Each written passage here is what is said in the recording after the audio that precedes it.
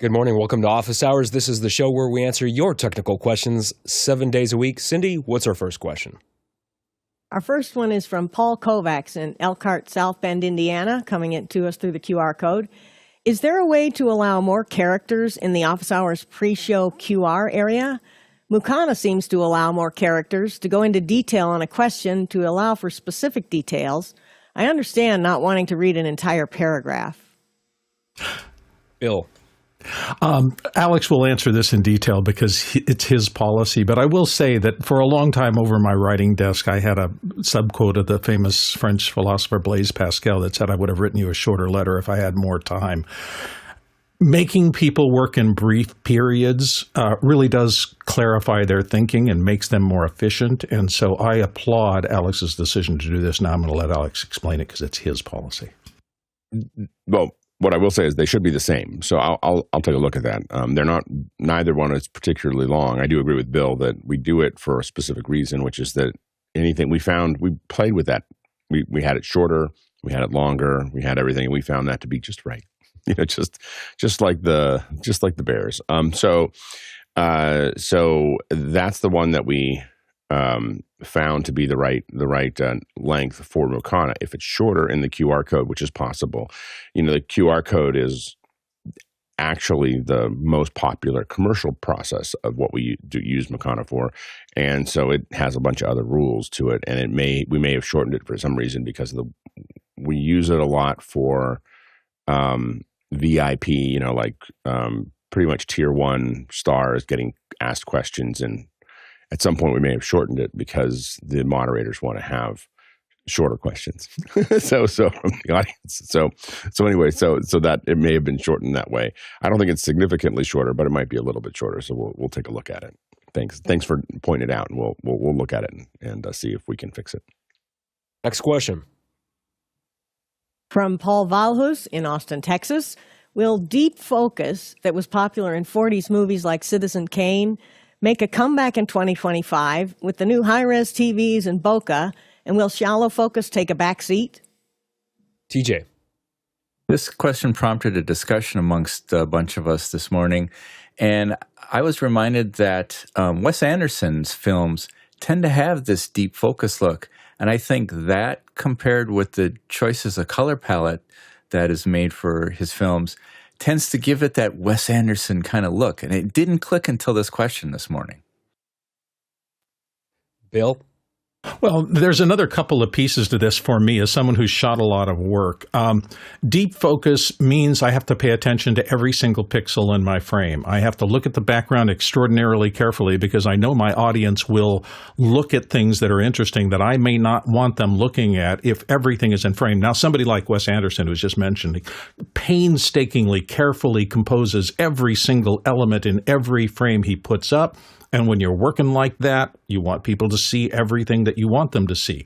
A lot of us use shallow depth of field to mask a gazillion little problems. Maybe I'm shooting in someone's offices and it's clutter looking in the background. So bringing my depth of field shallower so that I focus people's attention on the person speaking and don't have them wandering visually around the set is exactly what I'm after. So it's just another tool in the thing.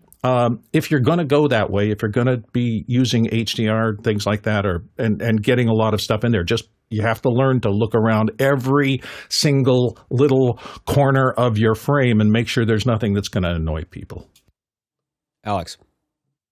Yeah, we use it also technically because it compresses better. So when you're on Zoom or Hangouts or Teams or whatever, you will look more sharp, and you actually will be more sharp if your background is blurred because there's less and not moving because there's less pixels to manage in the back and less detail. So we have definitely found that things out of focus cause the subject to look sharper. So there's some technical reasons that we do shorter depth of field.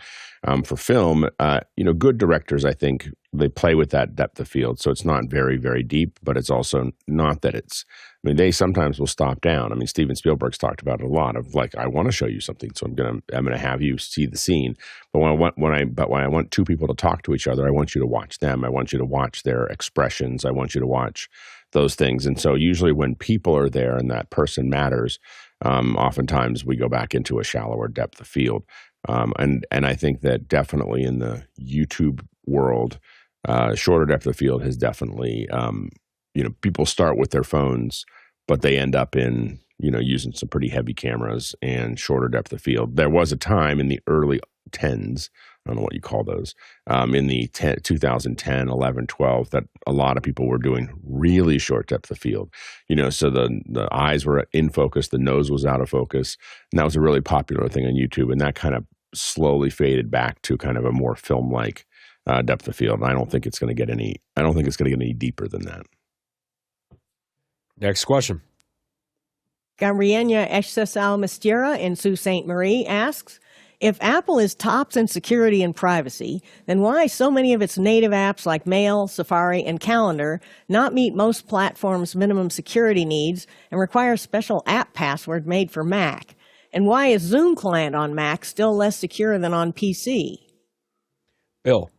Well, there's a lot of assumptions in this, and I think some of them are valid and some of them may not. What Apple loves doing, and it's because they have a semi-walled garden approach, which I'm just saying, if you're in the Apple ecosystem and you have multiple devices, they have been very clever at making them all work together to allow you secure computing. If you're wearing an Apple Watch and you have an Apple iPhone and you have a Mac, they will all understand that once you go through two-factor authentication on any of those devices, that's who you are. And as long as you don't go outside of the walled garden, they understand there's no reason to continue asking you for security permissions because they know who you are. It's incredibly useful to do that, to log in once at the beginning of the day and then have everything just function and you stay inside that secured enclave. That once you connect to something outside that area, though, they have a vulnerability. And so they're constantly saying, okay, you've also connected to this thing out here. It is not secure. We should remind you about that. And I constantly get those little reminders. Just remember, you're now no longer on a secure network. And they can do that because their walled garden is self-protective. So it's just something we all have to learn to live with. And I think it's harder for developers on outside things to work with Apple because Apple wants to make sure that nobody drills holes through that barrier. Alex. Yeah, and if you're talking about the passkey is going to be something that everyone is going to be using in the not too distant future. So the passkey is when it'll ask you to pick up your phone, point it at something, and then you look at it. That's a biometric verification, and Google's working on that. Microsoft's working on that. That's all coming down the path. So I think that Apple's going to keep on, and Apple can only go as fast as they think that people will let them. So Apple just keeps turning that knob and just keeps tightening all the little bits and pieces of our privacy. If they go too fast, then you have people complaining. Like if you look at what they did, is they said, "Ask me not to track."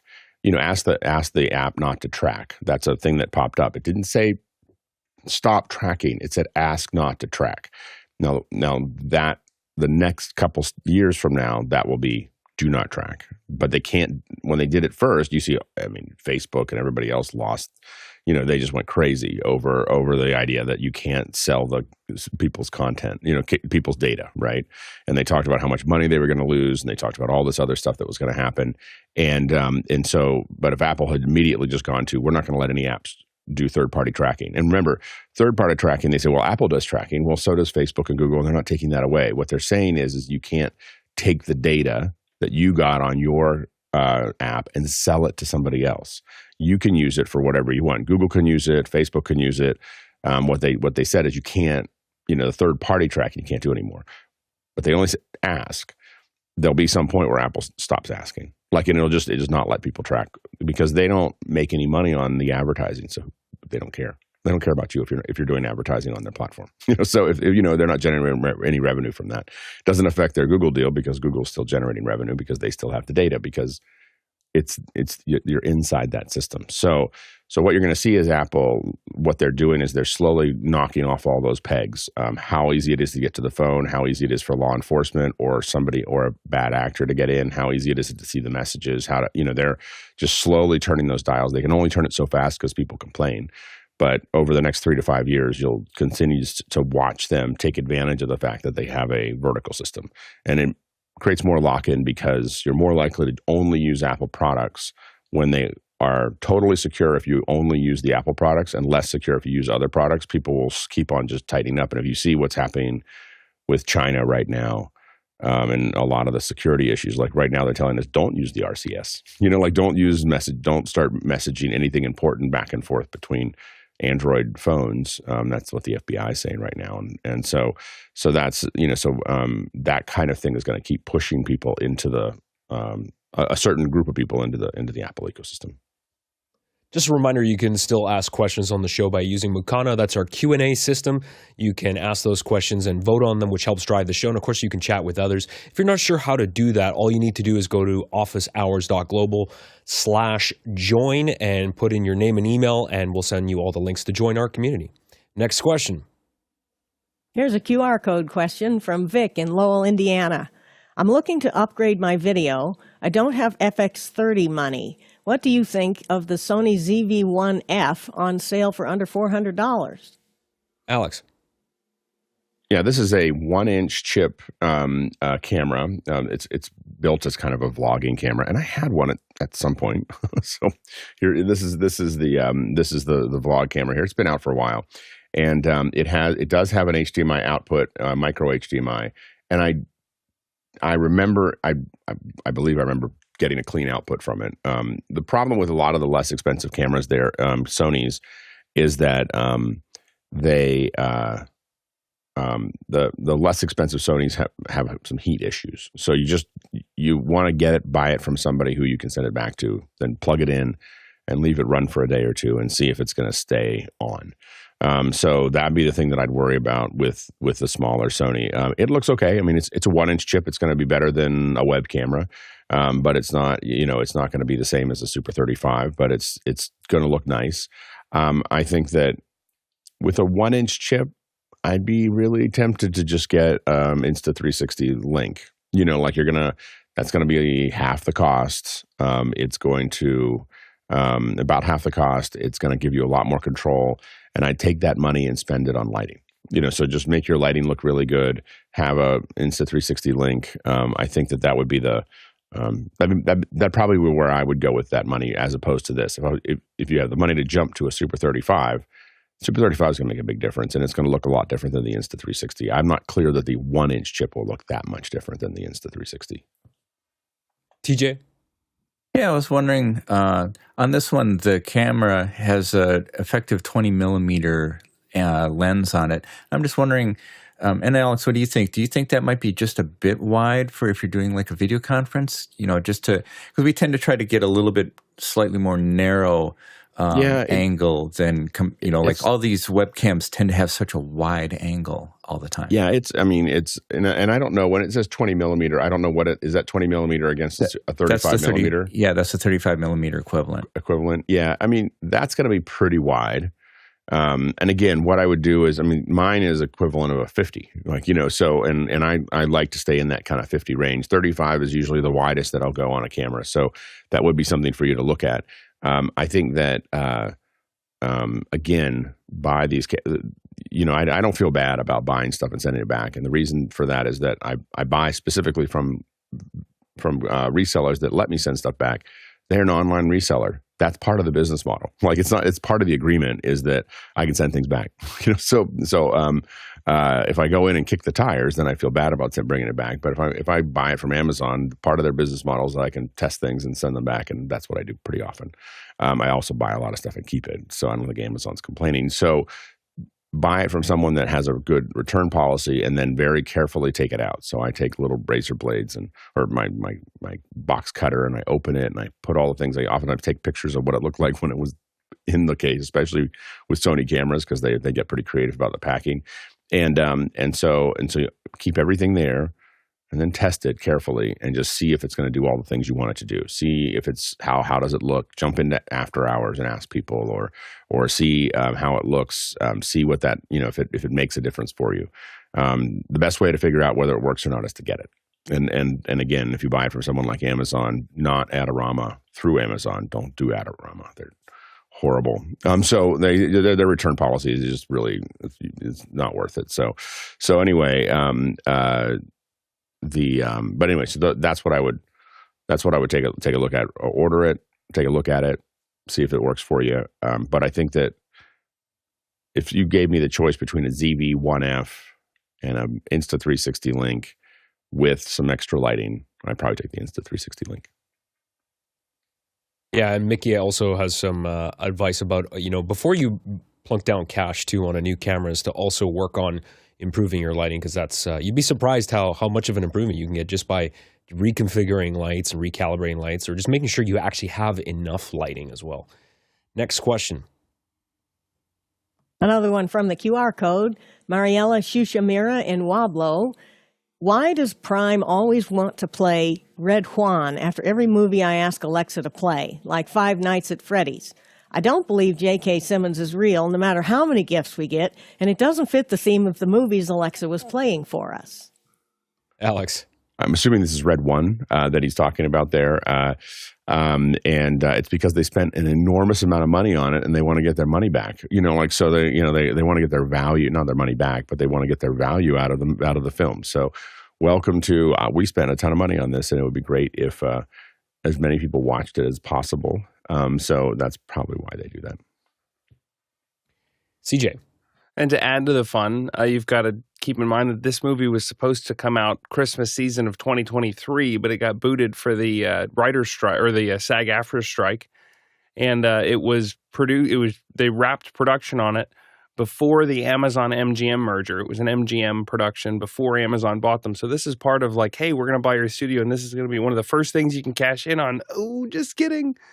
So yeah, they're going to push this right down your throat until probably until New Year's Day.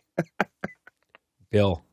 It's cute that any of us thinks that our actual behavior is what is controlling the algorithm that Amazon and other people use for determining what to feed you. I mean, this is a commercial business. They're there to make money, and if there's more money to be made pushing Red One or anything else behind it, you'll get to see it a lot. Next question. Next one's from Douglas Carmichael. I was impressed by the nano-texture display's glare reduction on the M4 MacBook Pro, but it requires Apple's microfiber cloth only, no water or cleaners. How do you manage this strict cleaning requirement? Do you carry backup cloths? Bill. Yeah, this is a premium product for a particular market. They're not designing this for most people using their laptops at home. They're designing this for the kind of on-set critical viewers who really care about things like that microcoating. It's designed to diffuse reflections so that if you're out in the field and you're doing critical monitoring, that a light behind you doesn't impact your view of things. So you have to understand kind of what they're trying to do there. This is not a general purpose computing tool.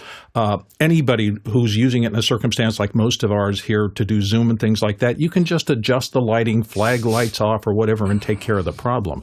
That is different than you're on a set, you're burning hundreds of thousands of dollars every minute, and if you can eliminate reflections off of a screen that somebody's using for critical monitoring of the content, you're going to spend whatever it takes to do that, and you don't care really how much it costs. So Apple is really good at this kind of glass and reflective technology. They've been specializing in it for a long time, and it's a premium product. Next question. Paul Valhus from Austin, Texas. My audio components are an Icom ID-5100 and a Beelink with USB A and C and an audio port.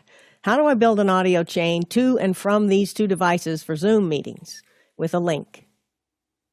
I think we briefly talked about this the other day, but when I looked at that, and a few other people were commenting on it, it looks like that ID-5100 has a 3.5 millimeter speaker level output. So if you really want to get that into an audio interface and pipe that audio from that device into a meeting, you're going to have to get a converter box that really is going to step that down to a line level signal. Alex? Yeah, Mickey said that he put a link in the chat, and he said you would need to adapt the 4-pin XLR to wire to an audio interface. The audio interface is in and out, and the wire a circuit to trigger push to talk, upon detection of signal from Zoom. Another option would be to wire an RJ45 of the ID5100 to a CC-TW47 and then the TW47 to an audio interface. So he said, fire up the soldering station. So there you go. That's sometimes you're basically taking two different worlds and trying to combine them, and it's going to take. I'm doing that later today. I'm going to be taking two different things together, and what I'm going to be doing is soldering. So it'll be my Christmas. I'm trying to do it somewhere other than where the Christmas tree is, but my soldering station happens to be where the Christmas tree is. We're right next to it, so I'm gonna move it over somewhere else. But I'm gonna be wiring DB25s anyway. Next question. Another QR code question from Gabriela Eshsasal Mastira in Sault Ste. Marie. Thanks for all the software answers, but where in the files, folders, and storage structure on the iPhone are the photos really located? Can't find them when plugging in an external device or computer or Bluetoothing it. Bill. They don't want you to find them. I think that's it. Remember, there's 4 operating systems in the Apple ecosystem: Mac OS, iOS, Watch OS, and iPad OS. Each of them have different capabilities, and they're designed for different levels of user accessibility. Of all of those, the phone is probably the most locked down. Well, maybe the watch, but they don't want you really in there messing with them other than the tools that they give you to do that. So I know we're starting to get USB-C on phones, and so I think this will loosen up. But right now, there's no tree kind of structure where you can drag and drop things easily into any of the old phones, and they're just starting to show up on the USB-C connected phones. So it's going to be a while before they make that easy, and I don't think they want to make it easy. I think they want to keep it relatively locked down so people don't mess up their phones, and their Apple Genius bars are a flood of people who have screwed things up with their iPhones that are mission critical for their daily lives. Go ahead, CJ. Yeah, Bill said it exactly right. The location of those photos is obscured, and they want it to be that way. The closest that you're going to get to actually seeing the file system would be by using it in a way that Apple didn't intend you to. So you're either going to be using a product like iMazing or doing some sort of jailbreak, but then you're breaking the functionality of the phone. It's really not designed to do that. Your best bet's going to be either in the Photos app, or if you plug it into a computer that has an app like Apple Photos or Adobe Lightroom or something that's going to see it as a camera, then it's going to. They've made some sort of special. They've programmed especially for that to know where to find those photos and to present them as if it were an external memory card. TJ.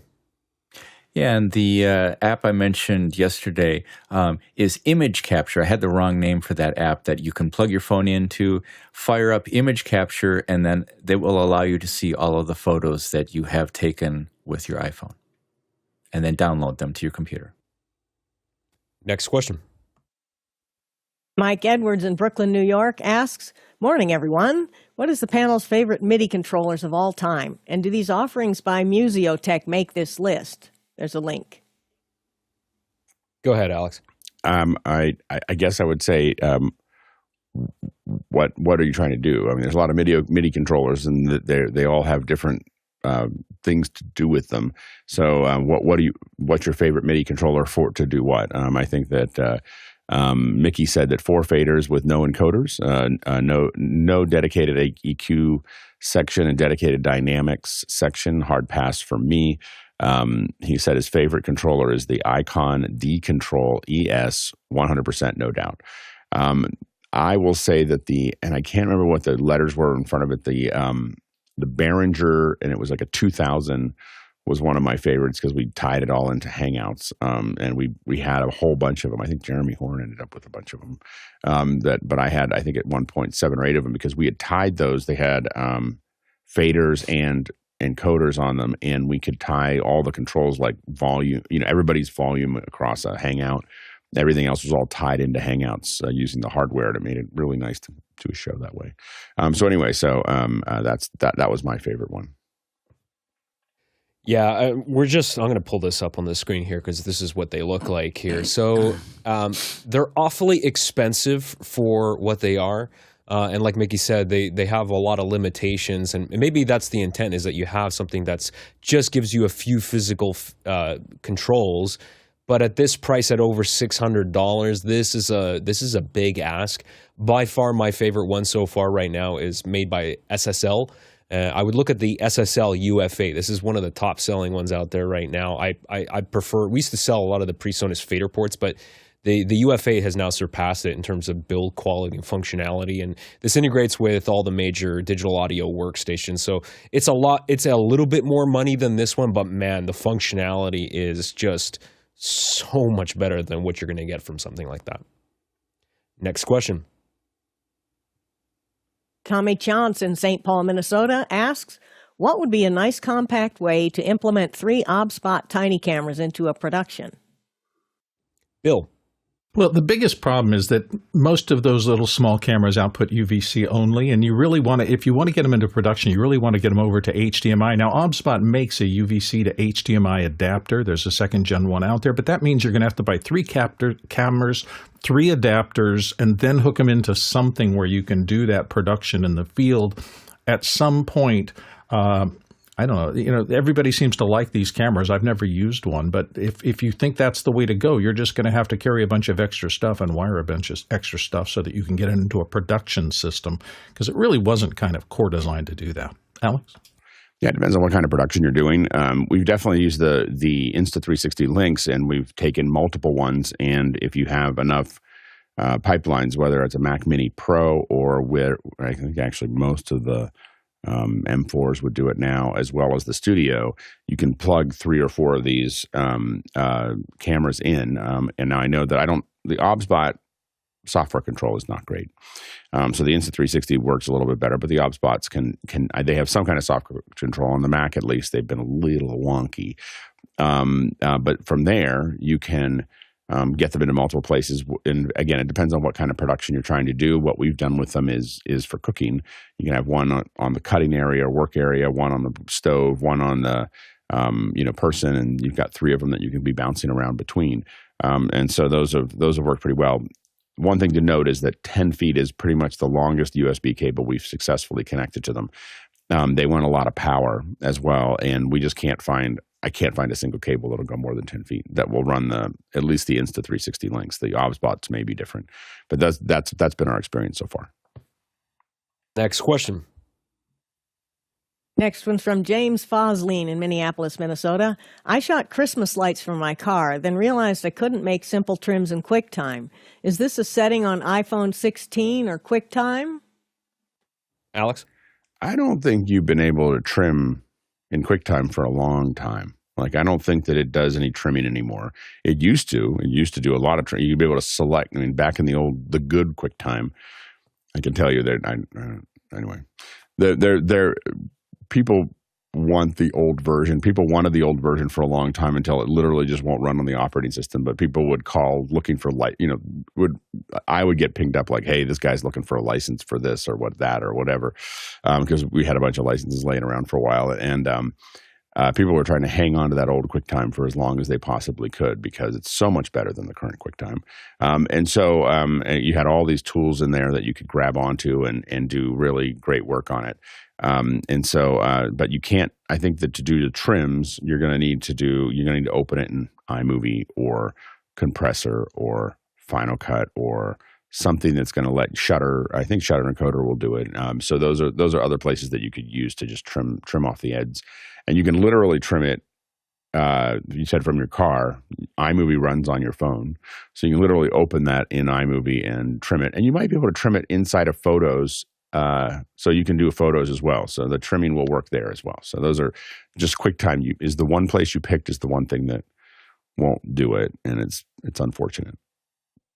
CJ. So it's not as robust as the old QuickTime 7 Pro was, but you can, if you are in QuickTime and you hit a Command T, it will bring up, whoops. Oh, good. I'm hitting the right. I must be in the wrong app. It does bring up this thing on the bottom, which allows you to scrub it and trim. And if you press and hold for a long time, it'll allow you to get a little bit more precise in how you're cutting it. So basic heads and tails, it will let you do, but it is, to Alex's point, not not what it used to be. Bill. I was surprised to discover, because I had to do some work on one of my audiobooks, and it turns out that capturing to QuickTime audio signals is as good as using Logic or anything else. I think they all use the Core Audio API, so I was surprised at that.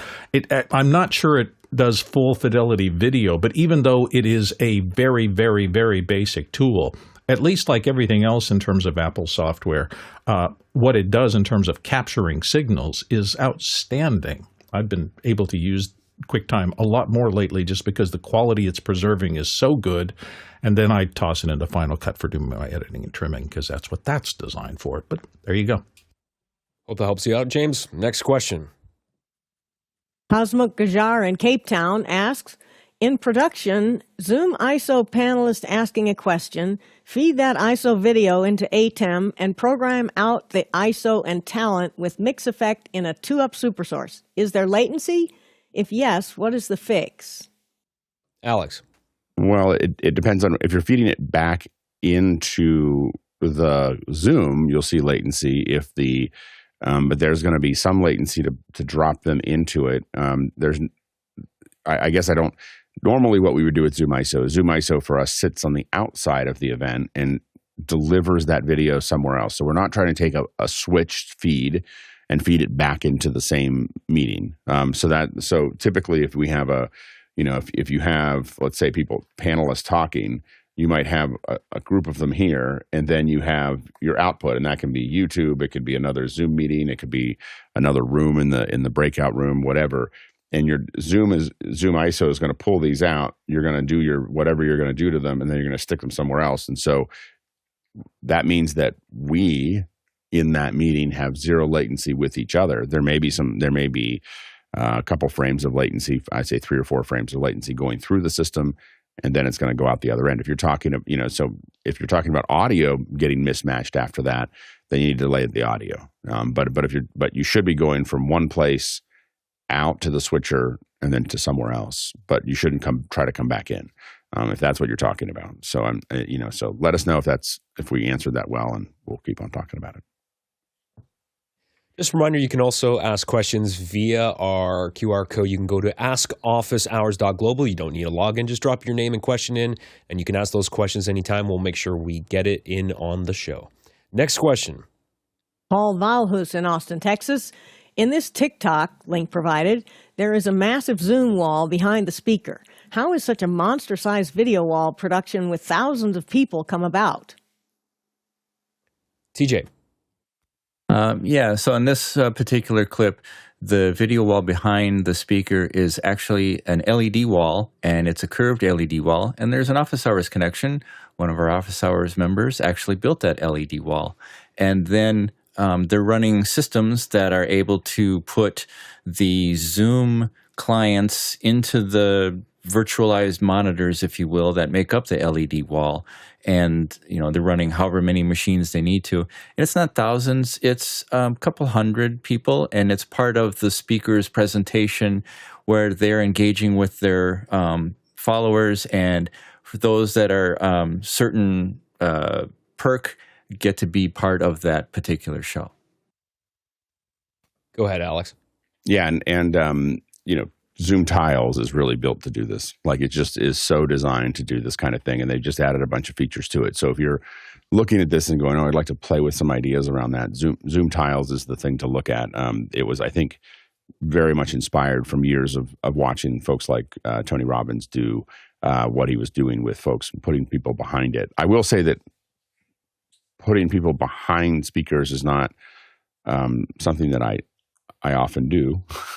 So I don't find it I've decided to stop calling myself ADHD, and because it's not really, I don't view it as a disorder. I call it I'm a multiplexer. And so as a multiplexer, as a heavy multiplexer, I find lots of moving things that I might have to pay attention to, especially other faces, to be very distracting. And as a result, I don't like to do it to other people either. I don't like to inflict that kind of pain on other folks. So I do like the idea of tiling up lots of people, but a lot of times it's for the audience that's there. It's for, to see stuff there. It is, you can turn it around and show it to the speaker, which I think is really, I'm working on something in the spring where we're going to have hundreds of people, but we're going to put them in front of the speaker. So the speaker gets to see, we're using tiles for this if it goes through. And you'll see the speaker, it'll be all in front of them. So they get a sense of everybody there, but we're not putting them behind them. We have a design set for that.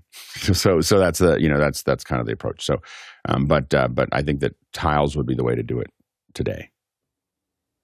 Next question. Roz Humphreys in Comox, BC.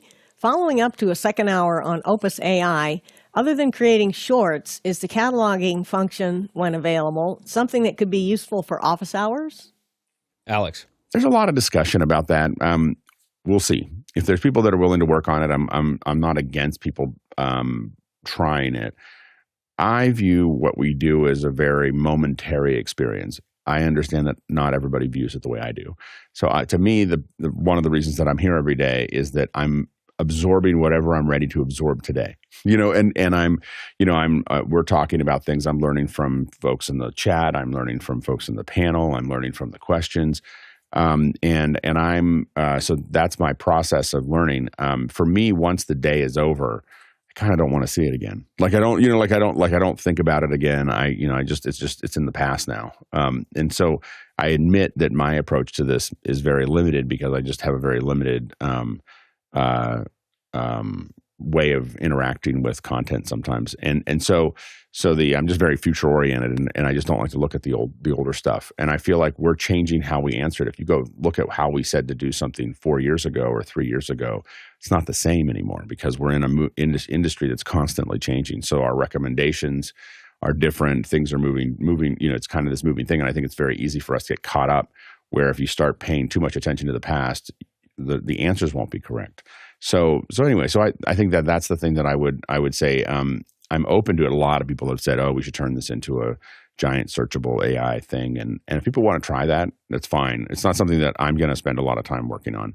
But I think that I can see that potentially it would have value down that path.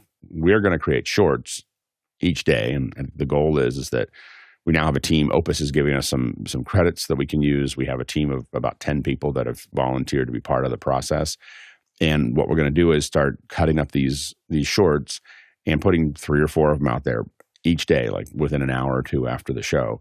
And the goal is really just to let people know that we're here, and here's another way for you to kind of see it. And so we're going to play with that idea and see what happens with it. I know that we may go into the more cataloging and Opus may persuade us to do that as well. Like, hey, it'd be really cool if we went back for a month and see what, and if I could be wrong, I'm willing to be wrong here. It's not something, this is not a hill I plan to defend. It's just a hill that I'm not interested in at the moment. So, next question. Next one's from Ryan Thomason in Houston, Texas. What do the panelists think about doing animation over live sports?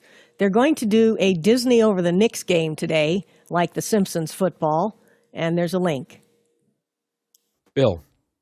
Marketing, massive amounts. I mean, these traditional sports that have had huge marketing budgets forever continually look to the future.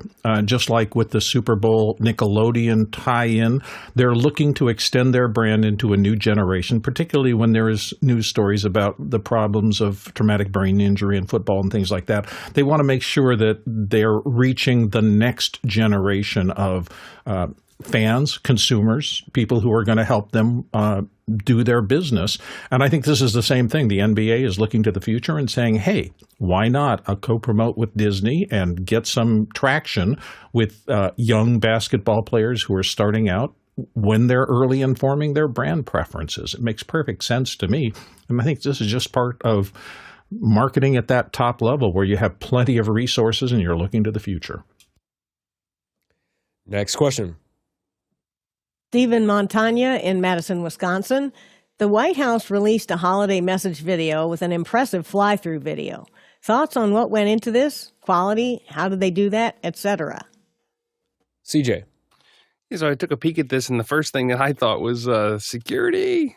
I was able to grab it, and it actually starts from outside. They fly into the White House and start going around, and they're not doing anything that you wouldn't be able to see in a tour, I'm sure.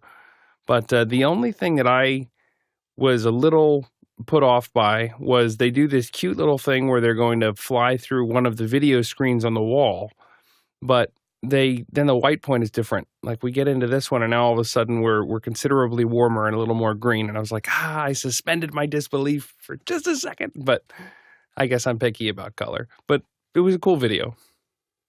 TJ.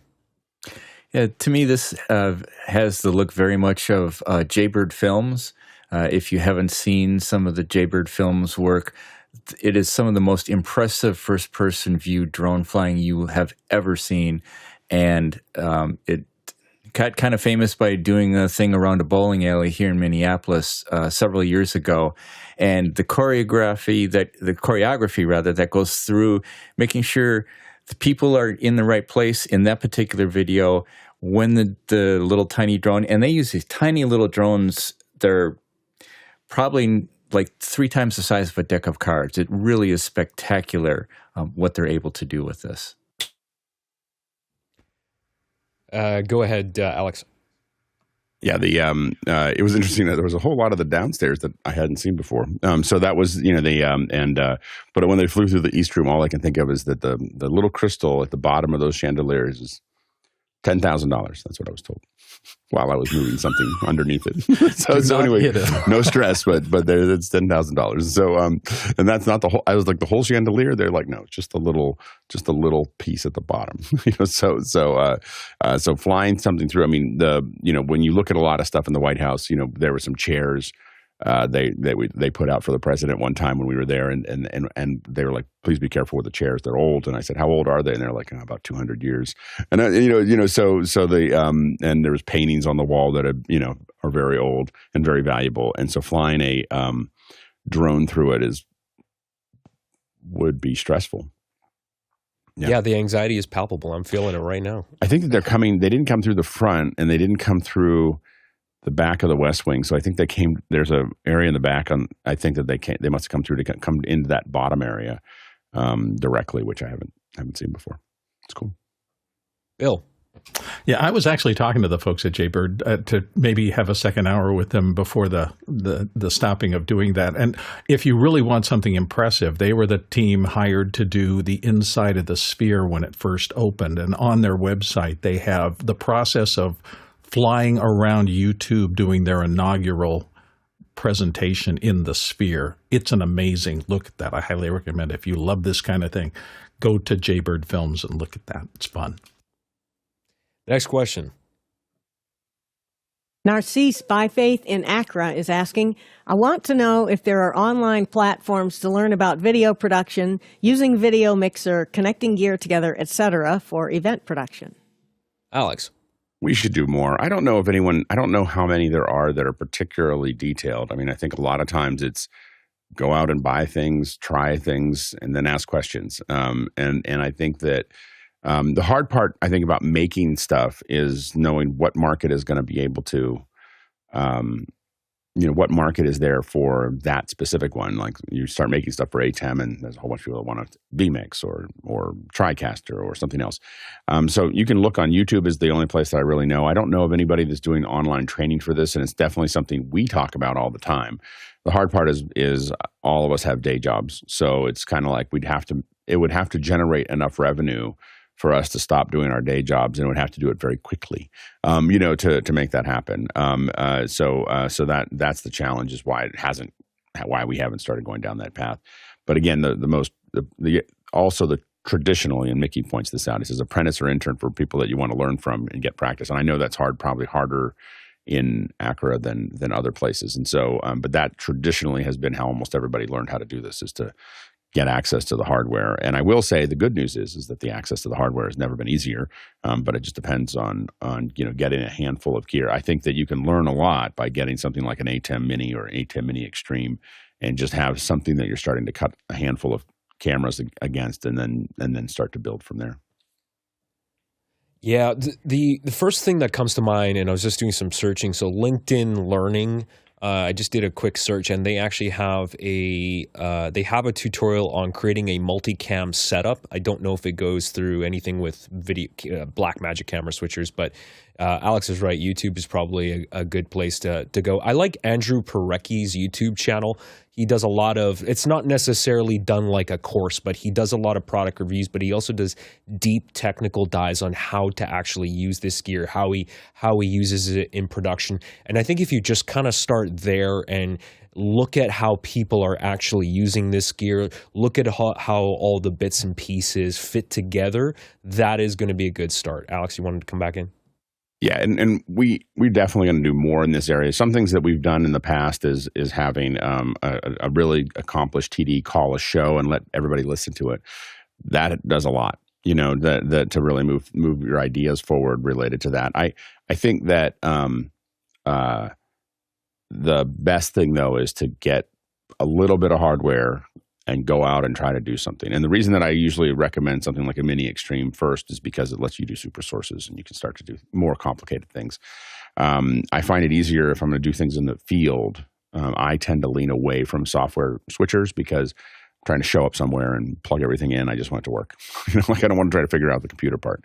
So I think that, you know, getting something like that and then doing volunteer work for churches or bands or something like that, you don't have to, you know, you're getting into it, seeing what you don't understand, surviving it, and then asking questions here is a great way to learn.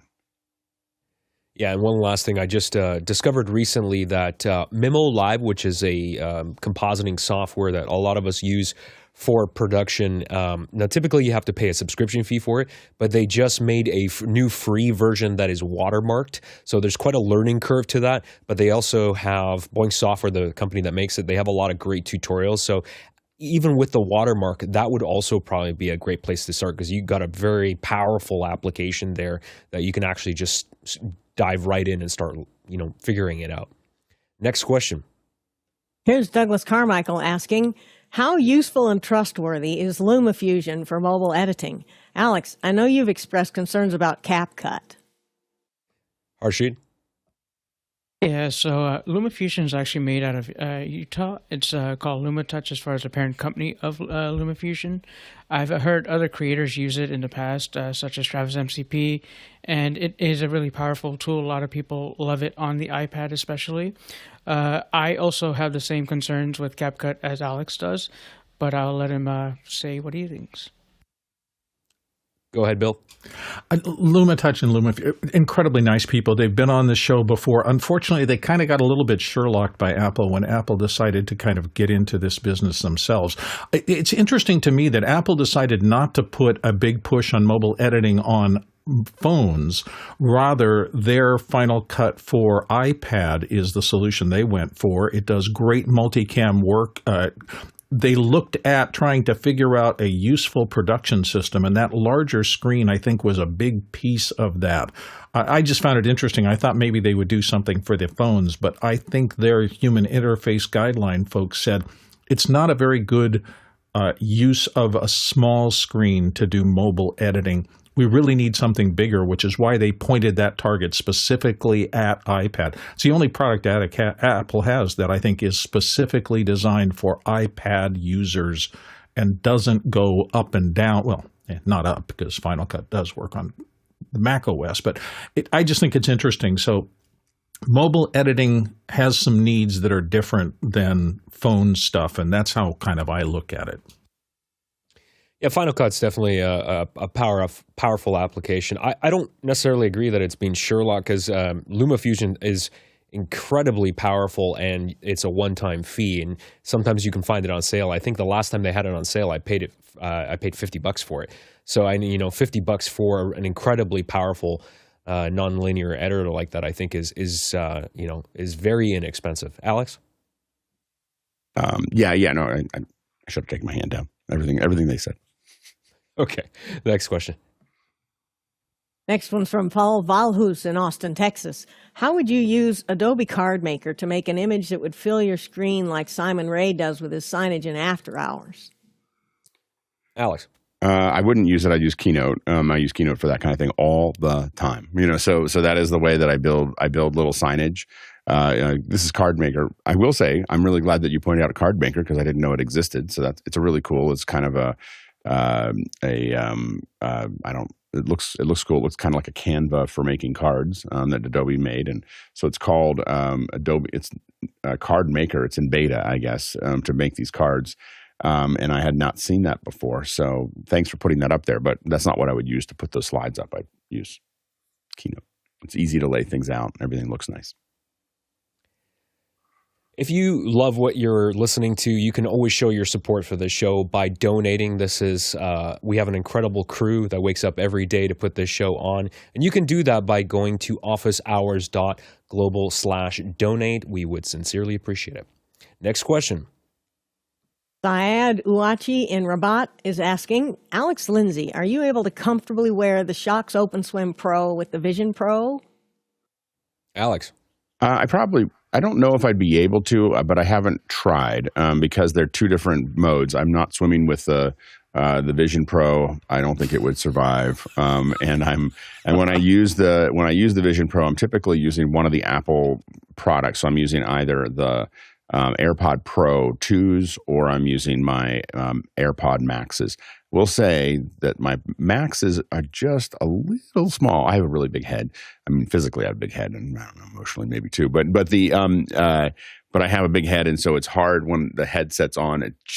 I have to get it just right with the Maxes to get on. So sometimes I'll put the AirPod Pro 2s on, and they work well. They're kind of designed to integrate with the headset, and so I think they work better than any other headsets go. But the other thing is my Shox OpenSwims sit in my gym bag, that's all they do. So and they have a very mission specific role for what I'm doing. If I split things up, then I lose them, and then I get to the gym and I don't have any music, and then I go home. I can't I'll get bored so fast I can't even be here. So, Bill. Well, I just wanted to note, I so dedicatedly tried to use bone conduction headphones when I'm swimming because I wanted to go back and swim a lot. Unfortunately, I still haven't found a way to plumb my audiobooks into it with any kind of satisfaction at all, and I have never been able to swim and keep them in. Now, maybe if I was just listening to generic music and wanted the beat and didn't care about particularly good audio fidelity, but it just has not been a good system for me. And I noted when I was sending back my last bone conduction headphones that it's one of the most returned products that I had ever been associated with. So use at your own risk. I just listen to music, so I don't try to put books on it. And I think books would make me, I need it to be something that I couldn't listen. I couldn't do laps and do books at the same time, so it wouldn't work for me anyway. But I will say that the audio goes in and out because you're going up and above and down below. But I don't think I could swim without it. I mean, the two things that I need are that and my watch, so I can keep track. Hey, it swims faster during the action scenes. When the hero's being pursued by the bad guy, it really ups your tempo. Yeah, exactly. CJ. And if you're looking for open air, while it's not bone conduction per se, the built-in speakers on the Vision Pro do a pretty nice job if you're just looking to have awareness in the room in addition to be able to hear your stuff. It's like I said, it's not bone conduction, but if I were looking for open ear, I would just use the built-in ones. It's actually pretty good. Next question. Panelist Harshid Trivedi in Daytona Beach, Florida asks, Alexander Knight, have you test driven the SE Electronics X1A? Harshid, I've tried almost every single microphone that SE manufactures, and you had to ask me about the one that I haven't actually used. So I haven't used this one, but the one that we're talking about, let's take a quick look at it here, is the X1A. Currently in the US, you can buy it for $98, which seems like a steal. SE Electronics makes a wide variety of microphones. This one's a cardioid condenser microphone. They make affordable ones and also much more expensive ones. So I will have to get my hands on this and try this, but I can tell you I've tried a lot of SE mics, even some of their budget microphones. They have a line of very inexpensive ribbon microphones as well that sound quite good. So bang for buck, they're an excellent mic company, and I will have to report back once I get my hands on it. Next question. Alex Lindsay on our panel today asks, I made a bunch of Santa images if people want to see them. Yes, please. Yeah, yes, please. And also, I got an email from Midjourney a couple days ago, and they're having a sale. They're like 30% off if you want to do like a 1-year membership or something like that. So go investigate that if you like what Alex is going to show us. Yeah, so I do these in Midjourney. I've been doing them every year, and this is actually what got me into buying Midjourney, was that I wanted to be able to do these faster and make it work. And so what's funny is I get to watch it every year get better, right? So I make them for lots of I make them for my family. I try not to go too far outside of that, because otherwise, like, where do you stop? And so, but I did make a bunch of them this year, and I don't even know who's getting some of them. So anyway, but this morning will be me sending them, emailing them out to my family of stuff. And so, but these are some of the ones that we came up with, and this was a -1 vote. So I apologize to anyone who didn't want to see these. Anyway, so I thought that it was Santa landing with a velociraptor somehow. I thought that was kind of fun. Then let's see here. But then I have a friend that I do have a buddy that likes to sail. So there's Santa sailing, more Santa sailing. I don't even know what I'm gonna do with this one. It was just a funny one that popped up. I was just like, he just looks like, okay, you want a gift? Then some woodworking there. Here's Santa Garcia. So doing a little jam before the night before, just having a good time. You can see him here rocking the house. Here's he's working on the sleigh. Pittsburgh Santa, because I'm from Pittsburgh, so my family will get this one. I think I showed this one animated with Runway a while ago. Love the fact that they did team colors in the audience too. That's really nice. Yeah. No, it's great. Alex, is this all Midjourney? This is all Midjourney. Yeah. This is very photorealistic. Oh yeah. There's Santa meditating. My wife works at a meditation center, so I thought it was kind of fun to have Santa meditating. There's my family owns a golf course. My brother runs it, so that's going to be his card of him Santa playing in the Arctic. Santa wrestling. My son does jiu-jitsu, Brazilian jiu-jitsu, so I thought it'd be funny to give him one with Santa wrestling beforehand. Sensei Santa. There. And so Santa rocking out, like you didn't know that he was a big heavy metal lead singer. Metalhead Santa. I love it. Yeah, Zach, Metalhead Santa. Santa taking some pictures at a concert, more pictures at a concert. Santa doing a selfie in the Arctic. I thought that was kind of fun. Santa, little Mexican. Going there. There's Santa as a Mexican Santa, having a good time there. Santa cooking. I thought that would be kind of fun. This is just a general one, like, oh, it's kind of nice. More Santa working in the workshop. Santa kind of sitting on his sleigh, figuring things out. A faster sleigh. It's a little bit more jet, a little more X1 kind of sleigh. Him sitting and looking at the old sleigh, like, oh, wasn't that cute? Here's another one of the medium sleighs there. I have a friend that does surveying. So I usually send him one surveying one every year. This is a much more advanced Santa. With the sleigh has improved a lot. They don't keep it on the North Pole anymore. They keep it in orbit. There's another one, Santa working, Santa surveying, working on the engine. You gotta, sometimes you just gotta get your hands dirty for Santa. Another more of the futuristic ones. My father's a lawyer, so Santa's a judge who's nice there. Another judge one, but a little more relaxed. Another judge one, more relaxed. My older kids they love SCA, so there was some medieval Santas having a grand old time. You can see there's a couple Santas from the Middle Ages that are just hanging out. And then I have a bunch of these. These are just kind of Santa taken off, which I thought was, and this is only still a pretty small. Now this is Santa really, in his jet version, taking a selfie from there. This is after he crashed the sleigh, as you can see, and he's still in a good mood. This is just look at the reflection in the glasses of the reverse of the scene. Like, it's that little attention to detail that is very. Yeah, it's crazy. It's so cool. This is like, I just figured Santa would be taking selfies as he's dropping off gifts. This is Santa taking a selfie as he takes off. Like, I'm on my way. So here's, and then here's him on some more. This is a more spacecraft version of it. I don't even know what it made up over there. This is a much more fighter kind of or hard spaceship sleigh there. This is what I think Santa's like the next day. He's like having a good time, partying, little hangover kind of mode there. This is, I don't even know where this came from. It just popped in. I was like, okay, that's cool. I have no idea. Again, these are some of these ones are just like, I don't know. That's Santa Die the Hard Destroyer. Santa. Yeah, Die Hard Santa the Destroyer, kind of thing. Then I made one that was just kind of more like, a card. Courier and it's Eyes. a nice little card. And then kind of like a more fun one, that's there. And then the part that I have to finish this morning is just throwing these on. So what I do is I had it make these, and it's actually getting better at text, as you can see. And then I'll pull those out and comp them onto it, so I've got a couple different versions of those.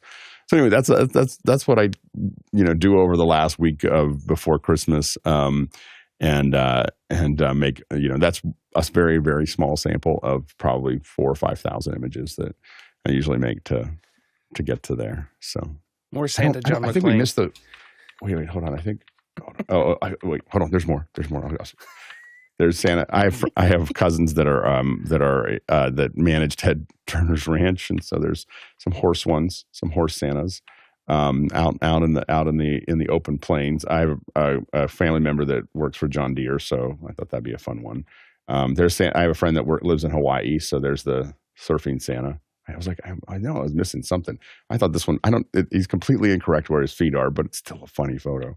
There's Santa, catching a wave. There's some pretty intense Santa. Like that's doing his thing. I love this one because it just feels like it's like some little GoPro that somehow is out there. It's all kind of weird and out of focus, and and then these are some more of those things there. And there's another Santa there. Anyway, those are the awesome. those are the Santa. That's the Santa. It's the largest one. I didn't realize that I'd made like 80 of them, of ones that I consider final. Because again, I probably in Midjourney generate. It was funny. It said, there was some feature that people were talking about on YouTube, and they were like, "This just came out," and I was like, "Really?" Because it's been out. I've had this for a while, and it said if you may have gotten this earlier if you've made up to 10,000 images. And I looked back on Midjourney, and it was like, I looked at my output, and it's like 5,000 to 6,000 images a week. You're like, that I generate. So I don't, so it's, you stay busy I keep it open all the time. When people say things that are funny, any kind of funny quote, I'll just, I'll throw it in there and go, I wonder what that would look like. And so that's why I use it a lot. That's awesome. Thanks so much for sharing that. Yeah. That wraps up the show for today. Thank you to all the panelists for being here and bringing your A game to answer these questions. And of course, to you, the producers, for putting in these questions. We wouldn't have a show without you. And of course, the back-end crew that wakes up 7 days a week. We have a small village that assembles this show to make sure everyone's prepped and make sure it happens. So thank you to the very valuable work that you do. If we were to have traveled around the world to answer these questions, according to the Talak Traversal, it would have been 49,000 miles. That's 79,000 kilometers and 390 million bananas for scale. That's all of the time we have for today. Let's jump into After Hours. See ya, and happy holidays. I really Merry should Christmas. Happy first day of Hanukkah. It's an unusual confluence. If I had somewhere to put these, I'd put them. I don't really care. I mean, these are just me making fun, having fun. Lois had asked if you could grab them to use them on your own. Sure, if you want to grab them off the YouTube thing, you're more than welcome to grab them. It's not like I can copyright them; they're AI. So, if you send me a ping on Discord, if everybody sends me a ping, no one will get anything. But if you have a specific one that you saw that you wanted, I can probably send it to you. So these are much higher resolution. Yeah. Bill, I love that comment in Mukana. What was the comment?